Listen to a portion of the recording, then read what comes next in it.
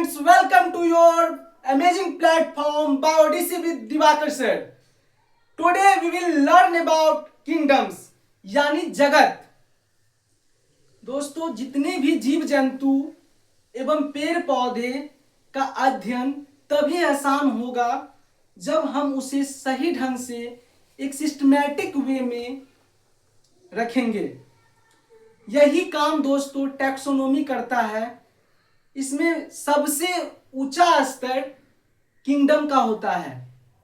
Kingdom जिसमें बहुत प्रकार के जीव जंतु को एनिमेलिया के तहत रखते हैं एवं जितने भी पेड़ पौधे होते हैं उनको दोस्तों हम लोग प्लांटी के तहत रखते हैं।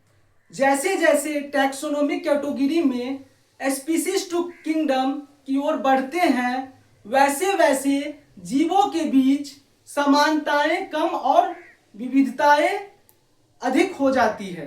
तो दोस्तों, आज का ये लेक्चर्स जो है हम लोग का किंगडम है। Kingdom it is the highest category in taxonomic hierarchy.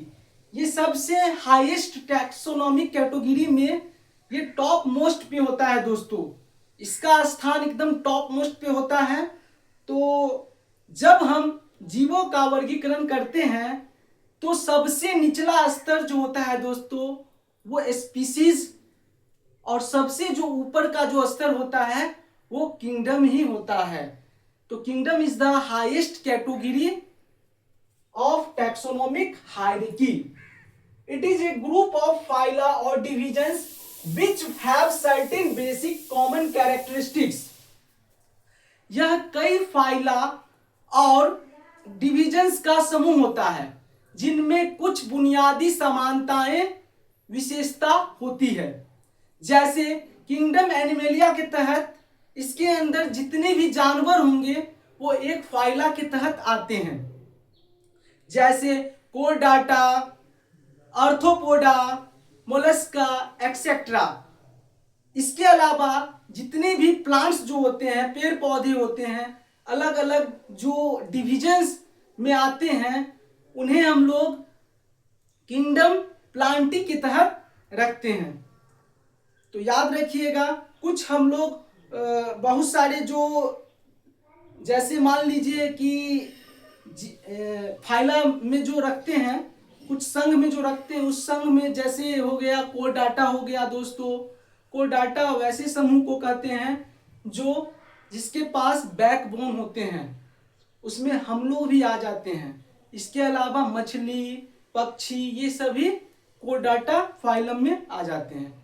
इसके बाद इकाइनोडर्माटा जिसमें बहुत सारे समुद्री जो मछलियां होते हैं वो इसमें आते हैं। जैसे सी अर्चिन मोस्ट एग्जाम्पल है, बेस्ट एग्जाम्पल है दोस्तों इकाइनोडर्माटा का सी अर्चिन। इसके अलावा आर्थ्रोपोडा जिसमें हम लोग कीड़े मकोड़े, झींगे, मकड़ी एक्सेट्रा को रखते हैं। इसके अलावा दोस्तों निमेटोडा, निमेटोडा एक तरह का है ना फाइलम होता है जिसमें हम लोग बहुत सारे राउंड वर्म्स यानी गोल कृमि को रखते हैं। एनेलिडा जिसमें हम लोग केचुआ या जोक आदि को रखते हैं। प्लेटीहेलमिन्थेस जिसमें फ्लैट वार्म यानी चपटा जो कृमि होते हैं उसको रखते हैं।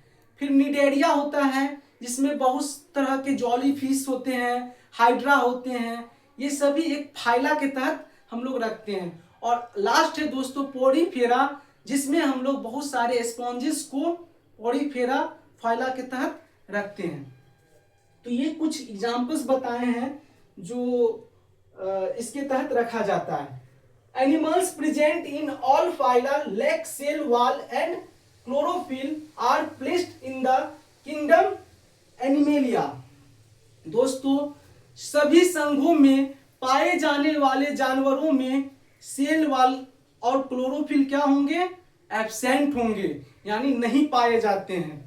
तो याद रखिएगा, ये थर्ड पॉइंट से ही कह रहा है कि animal present in all phyla lack cell wall and chlorophyll are placed in the kingdom Animalia. जितने भी किंगडम एनिमेलिया के तहत आएंगे उसमें सेल वॉल और क्लोरोफिल नहीं पाए जाएंगे।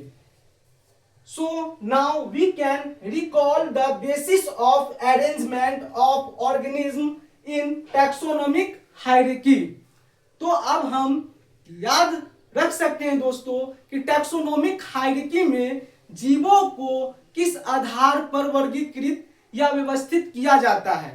जीवों को उनकी समान विशेषताओं और भिन्नताओं के आधार पर ही हम लोग उसे सिस्टमैटिक या व्यवस्थित कर सकते हैं। As we go higher from a species to kingdom, the number of common characteristics goes on decreasing. जैसे जैसे हम स्पीसीज से किंगडम की ओर ऊपर जाते हैं वैसे वैसे जीवों में पाई जाने वाली जो समान विशेषताएं होती है वो कम हो जाती है। तो याद रखेंगे दोस्तों स्पीसीज स्तर पर जीवों में सबसे ज्यादा समानताएं होती है। जैसे एक एग्जांपल लेते हैं कुत्ते का। सभी कुत्ते एक ही स्पीसीज में आते हैं लेकिन किंगडम स्तर पर इसमें बहुत सारे है ना समानताएं कम रह जाती है। तो याद रखिएगा कि जो एक कुत्ते हैं, जितने भी डॉग्स हैं दुनिया में, जितने भी कुत्ते हैं वो एक ही स्पीसीज में आएंगे दोस्तों, लेकिन किंगडम स्तर पर समानताएं बहुत कम रह जाती है। इसके बाद किंगडम एनिमेलिया में जो कीड़े मकोड़े, मछलियां, पक्षी, इंसान, ये सभी को जो रखते हैं हम लोग, इनमें बहुत कम समानताएं होती है।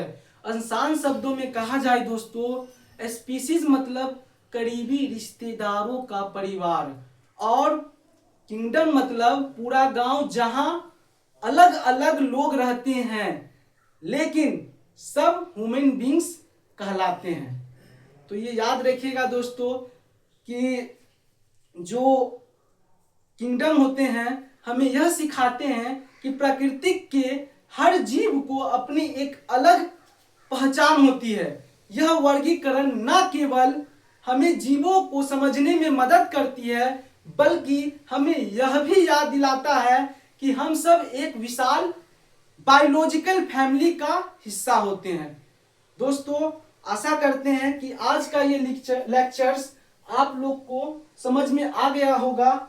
तो याद रखिएगा knowledge is like a tree, जितना गहरी जड़ें होगी उतनी ही ऊंची शाखाएं जाएगी या फैलेगी। धन्यवाद। जय हिंद, जय भारत।